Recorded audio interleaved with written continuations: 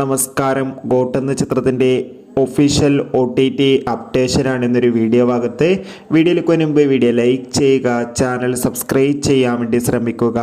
വെങ്കട് പ്രഭുവിൻ്റെ സംവിധാനത്തിൽ ദളപതി, വിജയ്, സ്നേഹ, ജയറാം, പ്രഭുദേവ എന്നൊക്കെ പ്രധാന കഥാപാത്രങ്ങളായ ചിത്രമായിരുന്നു ഗോട്ട്.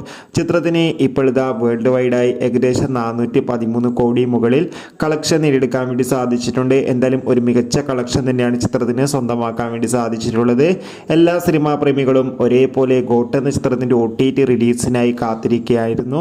ഇപ്പോൾ ചിത്രത്തിൻ്റെ OTT അവകാശങ്ങളൊക്കെ നെറ്റ്ഫ്ലിക്സ് എന്ന OTT പ്ലാറ്റ്ഫോം സ്വന്തമാക്കിയെന്ന് കൺഫേം ആക്കിയിട്ടുണ്ട്.